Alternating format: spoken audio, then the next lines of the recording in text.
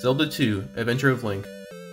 Arguably the most disliked mainline Zelda game while being simultaneously the most unique.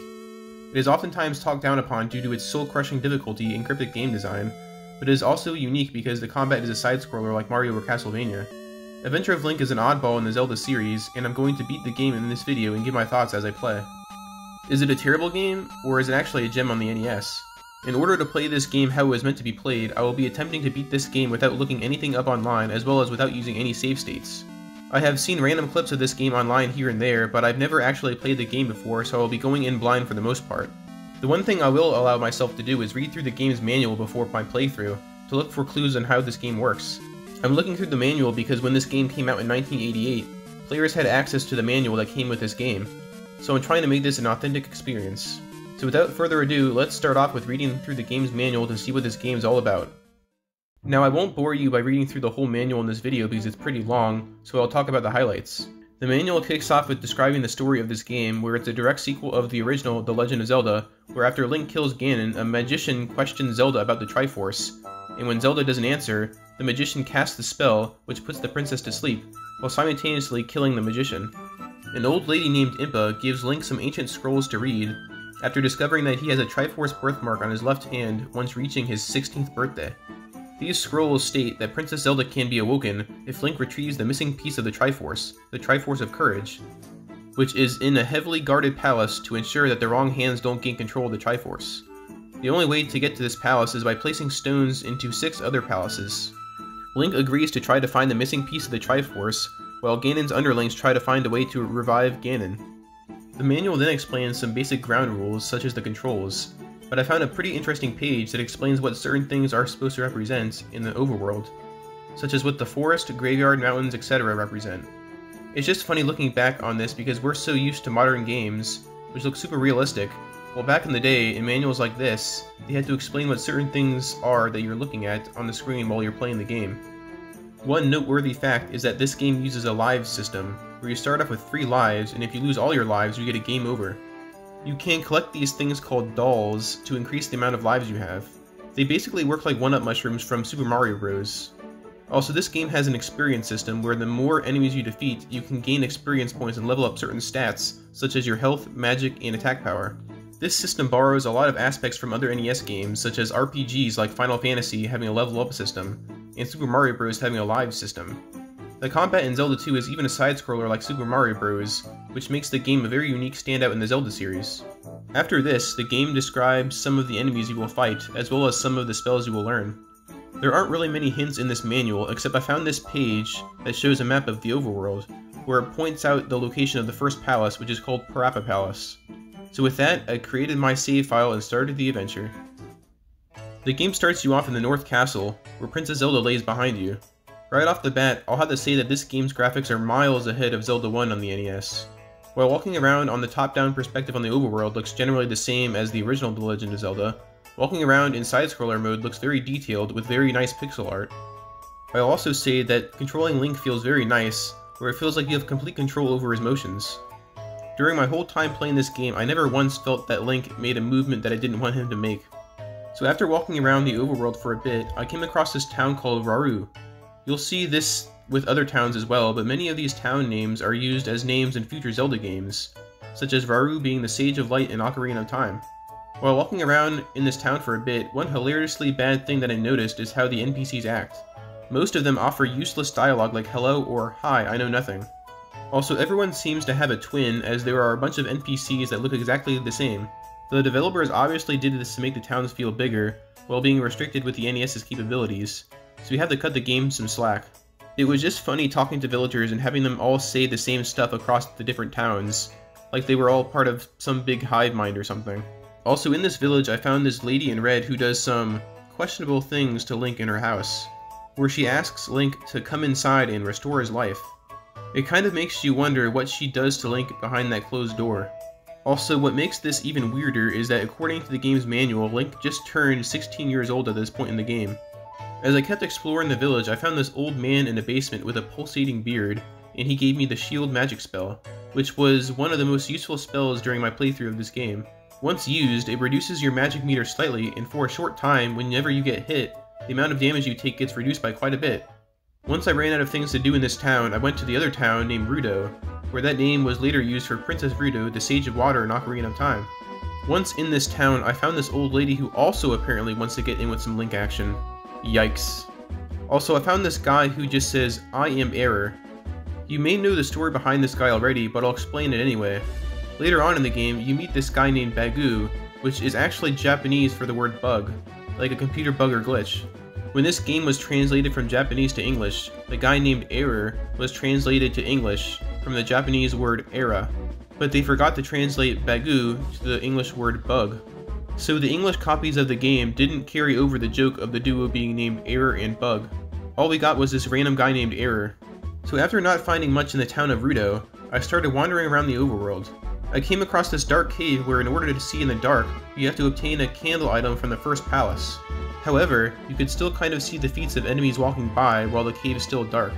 At the end of the cave, I found this magic container which increases Link's maximum magic. After this, I went through another dark cave and found this weird bubble bridge that I crossed with ease and picked up a heart container that increases Link's maximum health. So with these upgrades, I entered the first palace.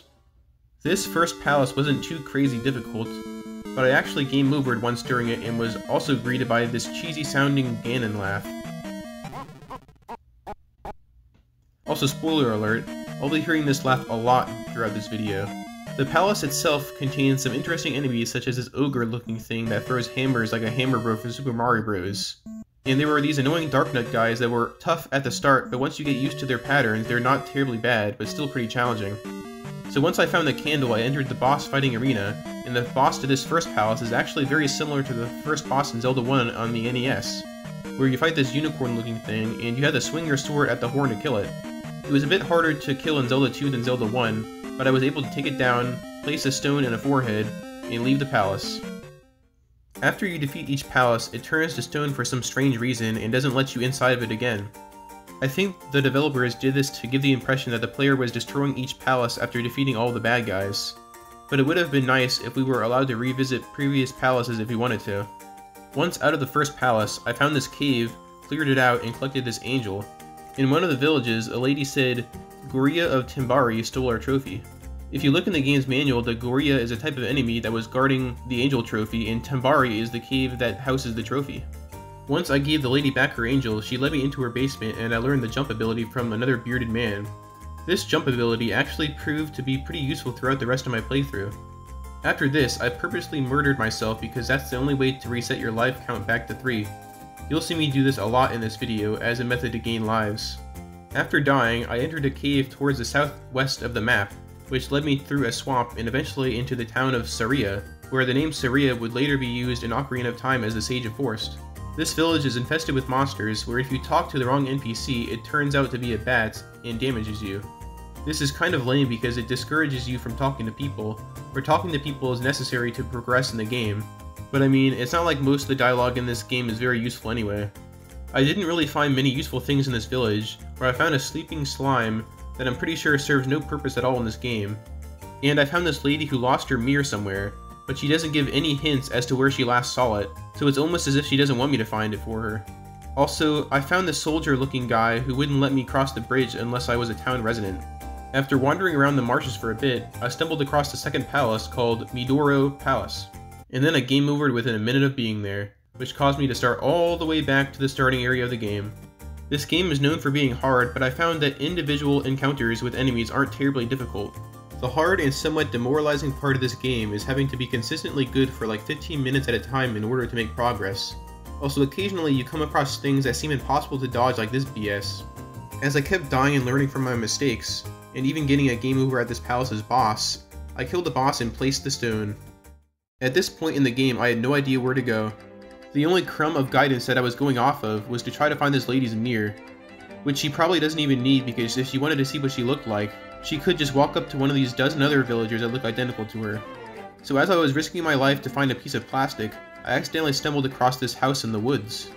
I'm not sure how I was supposed to know to check here, but nevertheless, I found Bagu here, who told me to show my note to the riverman, so I took the note to the only riverman I know and crossed the bridge. And at the other side of the bridge I found this guy's twin, who says the exact same dialogue. Man, people say Majora's Mask is the scariest Zelda game, but Zelda 2 is giving us horror straight out of The Shining with all these twins. At this point, I've reached the infamous Death Mountain. I've heard a lot of people online having trouble with this point in the game, and honestly, I didn't think it was as bad as people were making out to be. For those that don't know, Death Mountain in this game is a large network of cave systems, where you enter and exit caves along branching paths, and use trial and error and your memory to reach the end of the cave network. The enemies in the caves are pretty challenging, but I found the hardest part of Death Mountain was trying to figure out where to go. I tried mapping out the cave paths on a sheet of paper, but it got really complicated because some paths that branch out snake their way backward towards the earlier caves in the cave network, so it gives the impression that all potential paths to take are interconnected and non-linear. Also, it doesn't help that there are a lot of dead ends, and some caves look identical to each other, when they are actually different caves that lead to different paths. After finishing the game, I looked at a map of Death Mountain, and I actually feel like I got a bit lucky in my playthrough, as I was able to find the exit without getting game over that many times. At the end of the mountain trail, I found the hammer that lets you break blocks in the overworld, as well as a magic container to increase my maximum magic. In order to get this magic container, you have to fall down this pit that makes arguably the most satisfying sound effect in any video game. Give it a listen. After getting the hammer, I was able to unlock a shortcut from the starting area.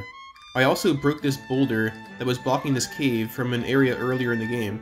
Inside this cave, I found a red potion, which I wasn't sure what its purpose was because it wouldn't even let me drink it. After this, I went back to the town of Saria to see if I unlocked anything after getting through Death Mountain. And during this time, I accidentally pressed B to look under this table and found a mirror. I was shocked when I found this because when I first entered the house, I didn't know you could search under tables like this. Also, I was slightly annoyed because during my whole time I was searching for this lady's mirror in Death Mountain and in monster-infested forests, it was literally just down the street under a table.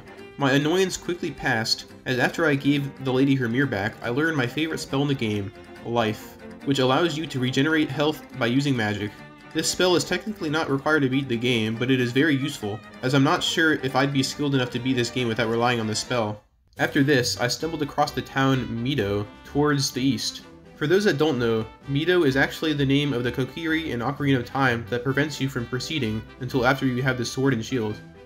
This town was full of useful hints and prizes, where the most beneficial was the Pogo down thrust attack. This attack was so helpful in this game because it lets you jump right over enemies and avoid fighting them. This was especially useful while avoiding the super tough enemies present in the late game. In the town of Mido, I also learned the fairy ability after giving an old lady that red potion that I found. This fairy ability lets you fly around like a fairy, which can allow you to fly right over enemies, and it's also a necessary spell to progress in the game at moments. I also found a hint that pointed out where the third palace is located in the graveyard south of Mido. So with that hint, I fell down a hidden pathway, fought my way through a cave, and entered the next palace, which is called Island Palace. This palace proved to be pretty challenging with some tough enemies. I eventually found the raft item which allows Link to cross the body of water east of the Mido town. But right after that, I witnessed the most heartbreaking thing that can happen in this game. I was less than 100 experience points away from the next level up, but I got killed by the hardest Darknut variation in the game. This sucks because I not only was sent back to the starting palace, I lost all 1900 experience points that I saved up until that point, because when you game over in this game, your experience point count goes back to 0, so you better hope you level up before you game over. After repeatedly going back to this palace, I couldn't make any more progress due to the very challenging boss, which is an even tougher version of the Darknut that caused me to lose all my experience points. I was getting to the point where I couldn't kill the boss, even coming in with full health and full magic, so I decided to use the raft to sail across the ocean and come back to this palace later. I'm glad I did this because I found a lot of useful things across the ocean. I first came across the town of Nabooru, which is the same name used for the Sage of Spirit in Ocarina of Time. In this town I found this lady and, well, the dialogue speaks for itself. This is worse than the old lady that invites Link in her house for quote-unquote magic. Also, this I am thirsty dialogue doesn't even make any sense because there's a water fountain right next to this lady. After not finding much usefulness in that town, I went north, trudged through a cave, and found the mountain town of Darunia, where Darunia is the same name as a Sage of Fire in Ocarina of Time. So as you can see, this game has the names of all of the sages present from Ocarina of Time. In this town of Darunia, I found a couple of hints, such as this one that states the palace has a false wall, and rescue the kidnapped kid on the island.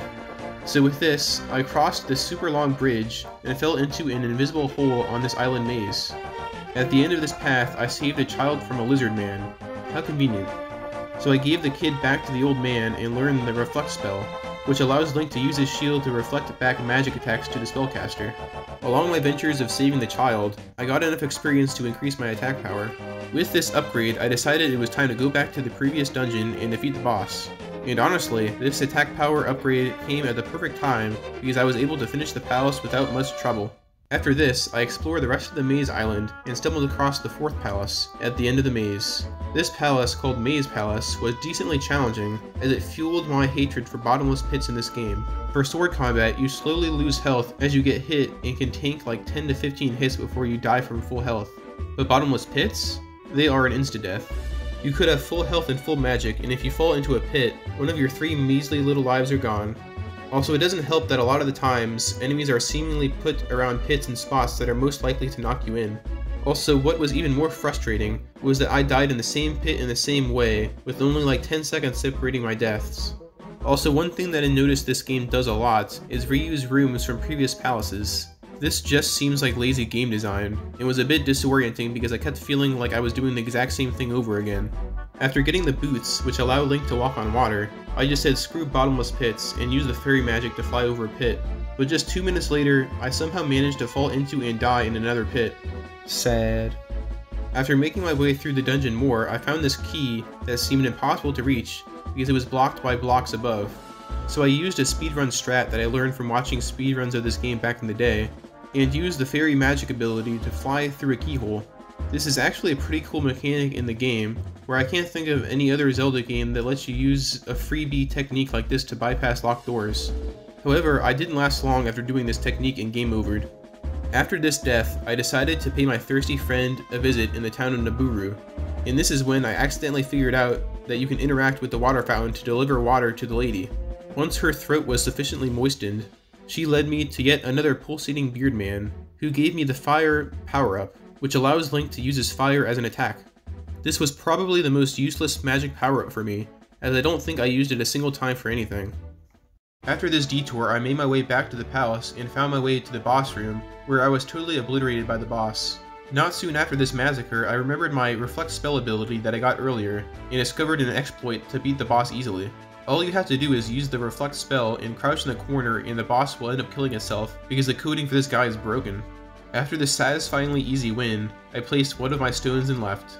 I discovered the 5th palace right after this, called the Ocean Palace, as it was super easy to find. In order to get to it, you just have to use your boots to walk in a straight line east of Nabooru. This palace actually wasn't too difficult. During my spelunking, I found the flute item that's able to unlock a bunch of random stuff in the overworld, such as being able to reveal hidden areas. I actually had a bit of trouble with this palace's boss, but I was able to defeat it after just a couple of game overs. From here, I went to this spider-looking thing on the overworld, because it was the only area left on the overworld that I hadn't accessed yet. Tried using my new flute item because why not, and to my surprise, it made the thing disappear. Wasn't that the most obvious solution in this scenario? Of course flute beats spider. After walking past the spider, there was a narrow path with a bunch of mandatory side-scrolling combat challenges, where these lizard guys were hurling what I can only make out as Captain Crunch cereal? Come on guys, the graphics in this game have aged a lot. I have to use my imagination here. Once past this challenge, I came across this spooky dilapidated village called Kazuto, with hidden enemies smacking into me from all sides. I managed to find this guy in a house that said, "Town is dead, look east in woods." I didn't want to die in this village, so I took the man's advice and traveled east until I stumbled across a dead-end wooded area. I was sure there was supposed to be something here, so I used my flute on every map tile of wooded area, but nothing happened. Eventually, I was mashing my controller in pure frustration when I figured out that if you use the hammer on the trees, eventually you will reveal a map tile that contains a secret village. I thought to myself that this doesn't make any sense that a hammer could clear trees like this, when I came to realize that using a flute on every single square makes even less sense. So I entered the village to find the town called Hidden Town of Kazuto. For a town so hidden, I was expecting to find a bunch of hidden goodies, but I got a lot of nothing, such as this old guy who told me that I needed to come back when I was ready. Ready for what exactly? Your guess is as good as mine. This game doesn't really explain itself all that well. I did actually manage to find one useful hint in this village, where someone told me to call for help at the 3-Eye Rock. I knew exactly what they were referring to, so I went to the 3 rock formation, tried using my flute, and unlocked the 6th palace called the Hidden Palace. This palace actually started out pretty nice, because I found a way to get infinite health. All you have to do is hit this statue with your sword, pick up the red potion that gives you max magic, use the life magic ability, exit the palace, go back inside the palace, and hit the statue again for more potions. While this trick isn't useful at all when you're deep in the palace, it was a nice little checkpoint area at the beginning of the palace. Also, I soon came to realize that I needed a lot of magic for this palace. I kept finding locked door after locked door with no keys in sight. I'm pretty sure there weren't any keys in this palace at all, as I had to use the fairy magic to bypass every single locked door that I came across. This was pretty annoying because the fairy magic uses quite a bit of magic. I actually soft-locked myself a few times in this palace when I used the fairy magic to get past a locked door, but didn't have enough magic to backtrack with the fairy power-up, so I had to kill myself to get more magic. I know I had to be missing something here, but I kept trying to get through the palace nonetheless. And in fact, I managed to beat the palace using this fairy magic strategy after some very close calls. During my trek through the palace, I made a super scary jump and found this Link doll to grant myself an extra life. After this, I trudged on for a little longer and had to use my Link doll life because I ran out of magic to turn into a fairy. With full health and half magic, I made my way into the boss chamber to find a dragon with a long neck that looks kind of like one of those inflatable tube guys you see at mattress stores. Despite how goofy it looked, I made sure to be super careful during this fight because I was on my last life, and it would have taken so long to get back to this point if I died. After like 10 minutes of carefully attacking the dragon's head, I got the dragon down to 1 health when something wild happened.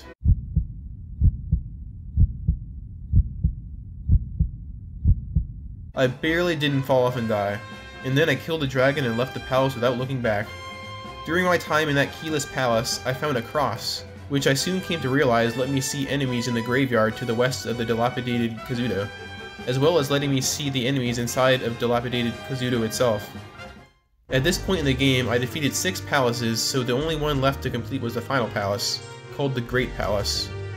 With this in mind, I entered the graveyard and began my long trek up towards the last challenge in this game, and boy was this last challenge a challenge. At this point in the game, the developers really throw all that's left to throw at the player. The journey up to the Great Palace is full of Captain Crunch, maze-wielding lizardmen, Pac-Man ghosts, and these creepy slow-moving eyeball monsters. I actually ended up surprising myself because I managed to get to the end of this gauntlet on my first attempt, while on my last life. This was awesome because when you die in the Great Palace, you can press continue and begin at the start of the palace, rather than having to start all the way back to the starting area with Sleeping Zelda. This was so helpful where I don't think I could have beaten this game without this continue ability. So with that, I entered the last palace. The first thing that hit me when I entered this palace was the awesome music. Give it a listen.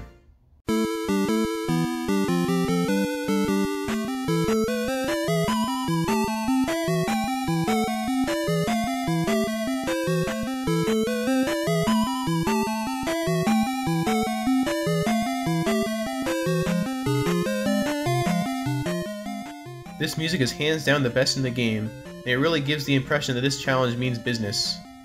And this challenge does, in fact, mean business, because I'd have to say that this final palace is the hardest part of this game.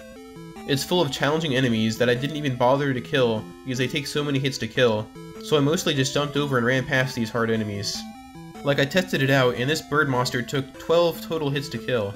I think this was mostly due to me being very under-leveled, where the max level of combat, health, and magic is level 8 in this game.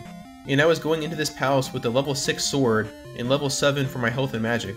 Despite this, the hardest part of this final palace was trying to figure out where to go. There were so many alternate paths, and I game overed many times, just trying random paths to get a lay of the land. Also, it doesn't help that there are multiple rooms in this palace that look exactly the same, when they are actually in different locations. This final challenge made me appreciate dungeon maps and compasses that are present in other Zelda games, that point out where you are in relation to the map. I'm pretty sure Zelda 2 is the only Zelda game without a map or compass telling you where you are. Heck, at least Zelda 1 had this sorry excuse for a map. So after many game overs, I finally managed to find a way to get to the final boss, when I became stuck. The boss seemed invincible, and there was no way to damage it no matter what magic I was using. I was sure that I missed an item or something in this palace somewhere, so I searched every corner of this labyrinth, yet I still couldn't find any item or power-up of the sort. I was at a loss. Without anywhere else to turn, I regrettably turned to Google to give me some guidance, and boy, after checking online, I realized that I was never going to figure out how to beat this game without looking it up. In order to beat the final boss, I realized that I was missing one key item that I didn't get during my adventure. I missed one magic container on Maze Island, that you're supposed to get by randomly walking onto this specific map tile. I guess that when I was on Maze Island, by random chance, I didn't take this path, and frankly, I'm not sure how I was expected to know to walk on this random map tile. So with this magic container in hand, that gave me 3 total magic containers. And with 3 magic containers, you're supposed to talk to this lady in the hidden town of Kazuto, who gives you a 4th magic container. With 4 magic containers, you have to talk to the old man in the dilapidated town of Kazuto, and lo and behold, he then gives you the Thunder Spell, which you have to use in the final boss room, and that's the only way you're able to damage the final boss. So basically, if you miss one of the 3 hidden magic containers, you're out of luck and can't beat the game. In the hidden town of Kazuto, I guess there is a hint that states, the old man who remains has magic, which is referring to the guy in the dilapidated Kazuto town, but it's not like you're supposed to know that you need to get every magic container in the game in order to be able to complete the game. So with the mandatory Thunder Spell in hand, I had to redo the trek up to the Great Palace, which during, I actually game overed 3 times, believe it or not. After this, I made my way through the Great Palace and back to the final boss. After using the Thunder Spell, I found that this boss was actually pretty challenging, because the Thunder Spell drains a lot of your magic, which removes Link's ability to heal. However, I was still able to use the Jump Spell and Shield Spell, which helped a lot. After killing the boss, I made my way into the next room, where the true final boss revealed itself. Link's shadow jumped out from under him and started attacking him. There was also this weird old guy at the top right of the screen, where I checked online and I'm pretty sure nobody knows who this guy is. I think he might be a smaller and half-resurrected form of Ganon. Sort of like how in Harry Potter, after Voldemort was killed by baby Harry, he turned into that weird small baby Voldemort. At the time of this final fight, I was super low on health and didn't want to redo any more of this game than I already had to do, so I used the cheesy strategy to defeat Dark Link that I learned from watching a speedrun of this game a while ago. And honestly, I didn't have any shame with using this technique. This game was challenging enough, and I think Link deserves a victory battle like this at the end of his adventure. Also, at the time I was playing this final palace, Tears of the Kingdom just released, so while everyone was playing the newest and greatest Zelda adventure, I was here playing Zelda 2 on the NES. So with that, I collected the Triforce of Courage and woke up Princess Zelda. This is a pretty cool ending sequence because I think this might be the only Zelda game where it looks like Link gets any sort of action with Zelda, whereas the curtain drops, it looks like Link and Zelda make out for a bit. After this, the credits roll and you're greeted with a nice little thanks message. Also, you get a little Triforce next to your save file. And if you were curious, I game over it a total of 31 times while playing this game, and it took me a total of 13 hours to beat this game from start to finish. It looks like beating this game unlocks some sort of second quest, where you can replay the game from the beginning. Based on my research, it looks like the only difference in this second quest is that you get to carry over your levels for combat, magic, and life, while also being able to carry over all of the spells that you learned in the first quest. This actually makes the game quite a bit easier during the second playthrough, where Link is very overpowered against the earlier in-game enemies. But I didn't play much of this second quest because, to be honest, I had quite enough of this game. I'd have to agree with the popular opinion and state that this game is definitely the hardest out of all games in the Zelda series, due to the game being cryptic at times and not telling you where to go, as well as the combat in this game being pretty challenging. I thought the combat in this game was pretty manageable, where I was able to beat the game without even maxing out all my stats. Then again, I've gotten a lot of experience getting good at 2D action platformers, from doing things like 100%ing Celeste or getting A+ rankings on all levels in Super Meat Boy. I mostly struggled with not really knowing where to go in Zelda 2 at times, which led me towards looking up how to beat the game towards the end of my playthrough. The NPCs in this game give a lot of hints, but sometimes it was hard to decipher these hints because apparently the NPCs are limited to only being able to speak like 6 words maximum. Despite the game's cryptic nature, I actually had a lot of fun playing this game overall. The combat was a fun kind of challenge, however, I wasn't really a fan of so many rooms being reused throughout the different palaces, as it just seemed like lazy game design. Also, it sucked being sent all the way back to the starting area with Princess Zelda after getting game over, but it would only take a maximum of like 7 minutes to get back to the point in the game where I died. Also, with each game over, you learn the game more, and are able to make more progress with each attempt. Due to so many people hating on this game, I didn't expect much out of Zelda 2 going into it, but I actually enjoyed the game a lot more than I expected. While there are definitely some unintentionally humorous aspects to this game, I was definitely entertained for a large duration of my playthrough.